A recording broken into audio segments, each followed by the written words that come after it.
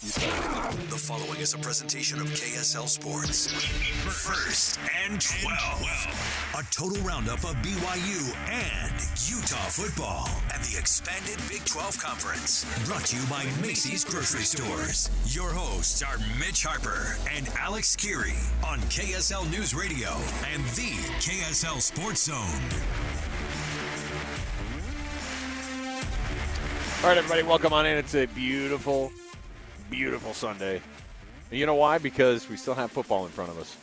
Mitch Harper, Alex Kirry. It is First and 12. Our program we bring you every week, breaking down the Big 12 in all of its majesty. And, of course, the conference, Mitch, delivered us another wild weekend. And, of course, you have to have a four-way tie for first place in the conference after Colorado loses to Kansas, after BYU loses to Arizona State with a 6-2 conference record. You've got Iowa State with a 6-2 conference record. You have Colorado with a 6-2 conference record. Who am I missing on this one? I'm saying all these teams. Did I get everybody?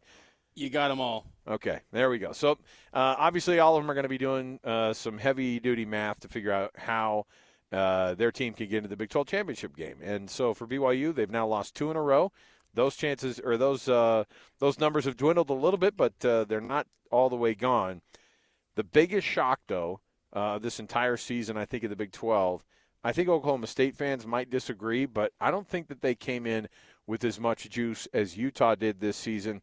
Let's kick off our game breakdown as the Utes fall for the 7th game in a row this season, this time against Iowa State on the Hill. Here's the game breakdown right here. The Utah Utes post-game analysis. Utes fall to Iowa State, and Alex, I thought Utah had this one. They fall 31-28, and Rocco Becht was solid once again for the Cyclones. He had a nice night. I mean, the completion rate wasn't great, 20 of 38, 256. He had a touchdown. He also had 7 carries for 27 yards. He did throw the pick six.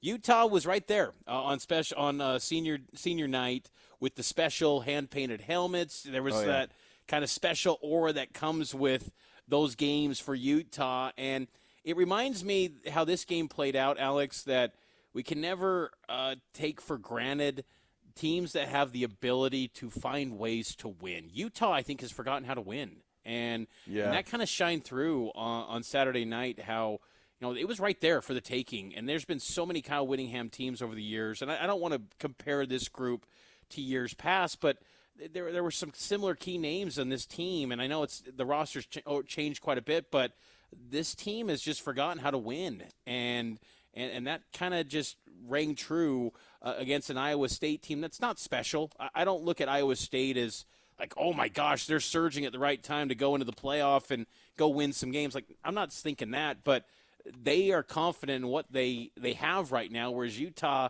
they don't hang their hat on much outside of their defensive front, and that can't be enough to just solely win a game anymore in this day and age of college football. So that was one of my big takeaways, is that Utah they've forgotten to win games, and that's a wild turn of events for a team that always comes up clutch in these spots typically in years past. Yeah, from just a numbers standpoint, I'll share how awful it really kind of was in the first half for the Utes. They had, I think, 28 yards of total offense in the first quarter, and they had -2 yards of offense in the second quarter. They went into the locker room with less than 30 yards of total offense. Like, it's just not something that you've ever really seen from a Utah team. They couldn't get the run game going. They couldn't figure some things out. And then in the second half, and it still wasn't really working, Isaac Wilson looks very uncomfortable back there, made a couple decent throws. I say a couple decent throws. He went 8 for 8 before he went out with an injury. The hits keep coming for Utah. When it comes to the injury stuff, it looked like a bad one for Isaac. Obviously, we're going to find out tomorrow at their weekly press conference whether or not this is a season-ending injury or not. If it is, then you hear that from Kyle. That's his commitment. Like, well, I'll tell you if it's going to be a season-ending injury. But it did not look good, Mitch. Like, it looked like that knee got rolled in a different direction, and this is a kid who, if they get hit with a really devastating injury right now, it's late in the season. And so getting ready for next season would actually be a real problem if you're Isaac Wilson. It would just be another setback for a kid who's been going through quite a bit this year and has asked to grow up so quickly. And the Utes fall. They get a touchdown on special teams, a block punt that ended up turning into a touchdown. That was nice. They had the pick six. Of course, they keep that 21-year streak. Lander Barton is legit. That guy's going to be in the league. He's going to be awesome.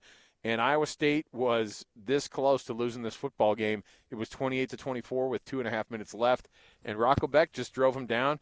Beautiful trick play call that they had on the Iowa State side of the football. They totally caught Utah off guard with a trick play, and that ended up getting them into a first and goal situation. They punched it in pretty quickly, and then the offense at some point the magic ran out. Even though Luke Batari, this is your fourth or maybe even fifth string quarterback if you really think about it. If Sam Heward were healthy, I bet he probably would have started. You're literally looking at probably the fifth string quarterback that Utah has had to roll out, and he'll likely have to get the start next week if Isaac Wilson is hurt. That's how bad of a situation Utah's in right now. And it's a lesson, too, that, man, you can never have enough depth at quarterback, and I really thought this team was stacked at quarterback, and it just hasn't worked out at all. I thought the defense in stretches, had some nice individual performances, and I'm really curious, though, to see what happens this next week for Utah. And I know the season is not going to be extended to the bowl season. It's win or lose. It's over for Utah. What a tough spot to go in now, because it's not like you're just traveling, across the border and going to Colorado. You got to go 2 time zones to Orlando on a short week and lose your Thanksgiving. Oh, that's a Friday game. On a week where, the season's over. I'm curious to see how Whittingham and his staff kind of handle things, because this is the last week where they can officially have the guys in the building and really kind of get their ducks in a row. Because, yes, it's bad to lose a game, but everyone knows, win or lose against Iowa State, this was a season that was in many respects lost. And it would have been nice to end on a high note at home. And you got to give props to Utah fans. They showed up still and had a lot of energy, because I was wondering going into that game, was it going to be, pretty half empty and not that intense of a crowd? And I thought Utah fans showed up. They rallied around this team to try to get that win and get to the postseason. Now that's out of the cards, and I think long-term this could be, a good thing for the Utes, where they can get a jump start on 2025, and this next week kind of highlights that. But it's just tough that they have to end the season. I guess you could say it could be treated like a little bit of their bowl game next week, to go to Florida, spend some time together as a team on a holiday. But, difficult spot for the Utes in a year where they had, just seriously such high aspirations.